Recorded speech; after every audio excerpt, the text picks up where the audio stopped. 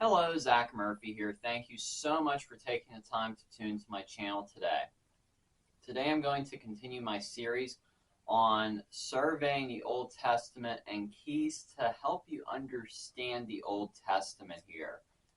As believers, we know that the Old Testament points us to Christ. It points us to all the things he must do and fulfill, and we know Jesus fulfilled all things. He fulfilled the law. We can greatly rejoice simply because of that. So I want to turn your attention to Exodus chapter 40 here, and we're going to look at the idea of what the tabernacle was. And I'm not going to go into all the details of the building and construction of that, but if you want to study that, and I encourage you to, you can look at Exodus chapter 25 through 37.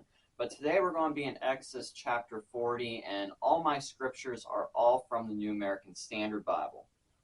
So if we look at Exodus chapter number 40 and verse 16, it says, "So Moses did these things according to all that the Lord had commanded him, so he did." So we see that through Exodus 25 to 37, God gives Moses all these instructions to build the tabernacle. And we know that the tabernacle was the temporary dwelling place for God with the people of Israel as they journeyed to their promised land. And you later on see in the story of the gospel, which, the gospel is actually the whole word of God, the whole counsel of God. You see through the story of what was taking place with the people of Israel, later on that King Solomon actually built the temple. And when, they were already in the promised land at that time, and, as believers, we are the temple of the Holy Spirit. So keep that in mind as we look through this here.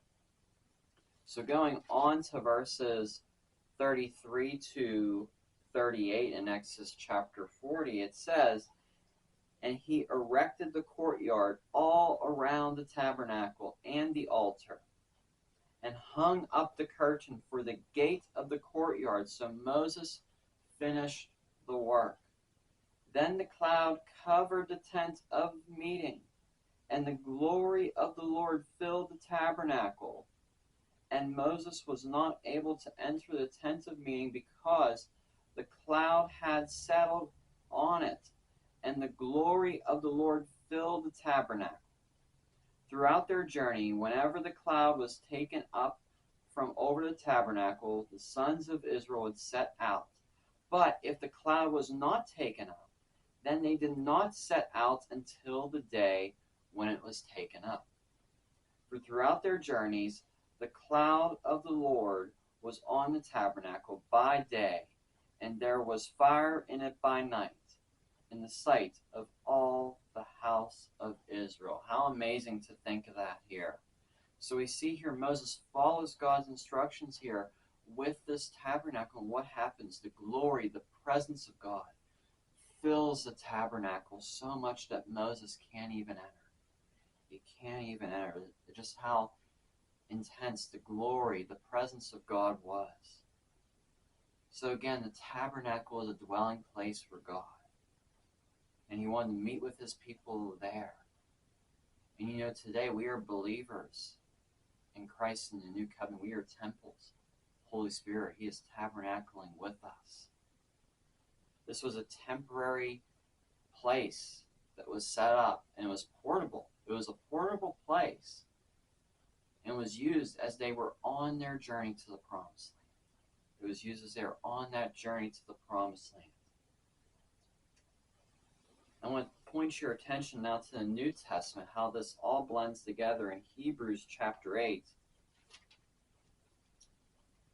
Hebrews chapter 8 and verses 4 to 5, it says, "Now, if he were on earth, he would not be a priest at all, since there are those who offer the gifts according to the law, who serve a copy and shadow of heavenly things, just as Moses warned by God when he was about to erect the tabernacle.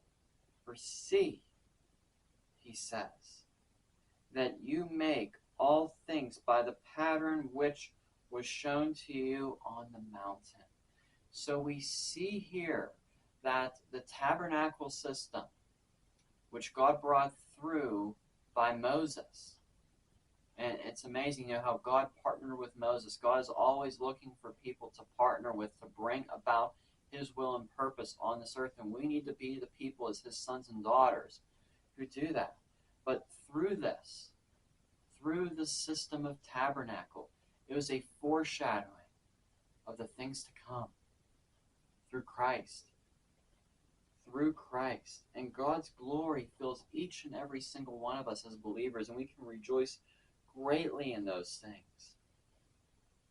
We are his tabernacle on this earth as believers, and I want you to really set that in your mind, that you are the tabernacle of the Holy Spirit on this earth. He is tabernacling with us. God wants to tabernacle and dwell with each and every single one of us as believers in Christ Jesus. His glory fills us, and we are to be people that walk in his glory. And again, I want to point out that the tabernacle was a portable thing. There was a portable system as they were on their journey. As believers today, we are on a journey. We are on a journey each and every single day, walking in the ways of God. And he tabernacles with us. And he's even tabernacling with us when we don't realize, when you're dealing with that difficult family situation, or maybe you're in school and you're just very stressed out, he is still tabernacling with you. You need to get into the place of realizing that he's tabernacling with you and you are tabernacling with him. And it's so amazing when you do so. So amazing, because there's so often we get so caught up in the things going on in this life. We have to be so settled in who our identity is in Christ Jesus. So it was a portable thing. It was a portable thing, the tabernacle. We are portable people. We are portable tabernacles. And he's already dwelling in us. We don't have to do anything. It's already freely given to us by Christ Jesus. We are people that are tabernacles of the Most High God, going about this earth doing kingdom business. Kingdom business. We are all on the journey. We are all on a journey. Go to 2 Peter chapter number 1, verse 4. And actually, back up to verse 2, it says, "Grace and peace be multiplied to you in the knowledge of God and of Jesus our Lord. For his divine power has granted to us everything," not just some things, or not just some things for now and some things for later, but his divine power has granted to us everything pertaining to life and godliness through the true knowledge of him who called us by his own glory and excellence. Meditate upon that. He gave us all things, everything pertaining to life and godliness. Verse 4, "Through these he has granted to us his precious and magnificent promises, so that by them you may become partakers of the divine nature, having escaped the corruption that is in the world on account of lust."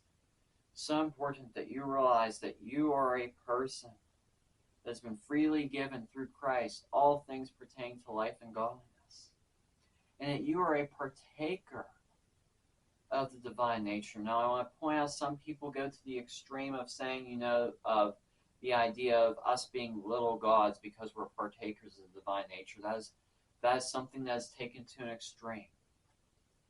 That is so false that we are not little gods. However, looking at this in balance and in context, we are partakers of the divine nature.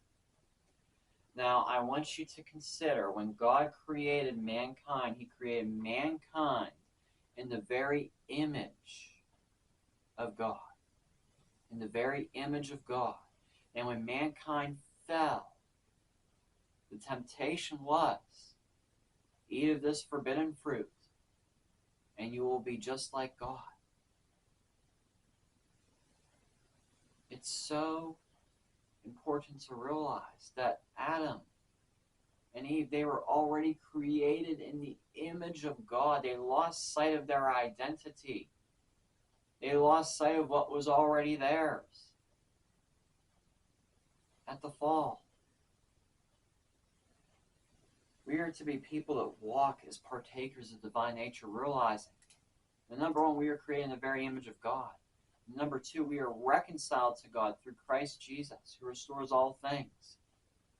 We are reconciled to God. And we can have fellowship, we can partake in fellowship with God, with the Trinity, God, the Father, Son, Holy Spirit. It's so amazing, because so often we partake of the fallen nature. We partake of the corrupt nature that's already buried away, already put to death through what Christ did. Our new life identity is being a partaker of the divine nature, not partaking of something that's expired. Your old nature is expired. You need to toss it out. Sometimes, you go through your cabinets or your refrigerator and you throw out things that are expired. You need to throw out that identity, that old identity. And sometimes it's easier said than done because there's parts of the mind that need to be renewed. It's an ongoing process. Take inventory of things in your mind as you let this word transform you. Take inventory. Take inventory and throw things out that are part of that old nature. They're expired. You don't want those things. And he gives us living water that you will never thirst again. He's already freely given to us all these things pertaining to life and godliness. So you don't have to go out to the store and get more of his goodness, more of his grace, more of his righteousness. It's already given to you so freely. We just need to realize what is ours in Christ. And again, it's all part of realizing that we are tabernacling with him and he is tabernacling with us, that constant state of tabernacle. So important to realize, and just the fact that the glory of the Lord filled that place. If you go to Romans chapter 5, verse 2, just two more verses to wrap this up here, and I hope this is making sense.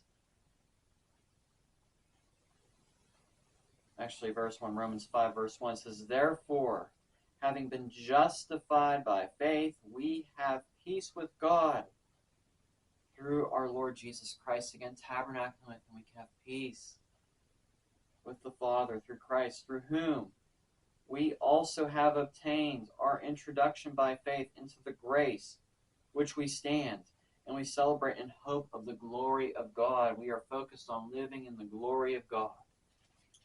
And in Romans 8, chapter 18, it says, "For I consider that the sufferings of this present time are not worthy to be compared with the glory that is to be revealed to us."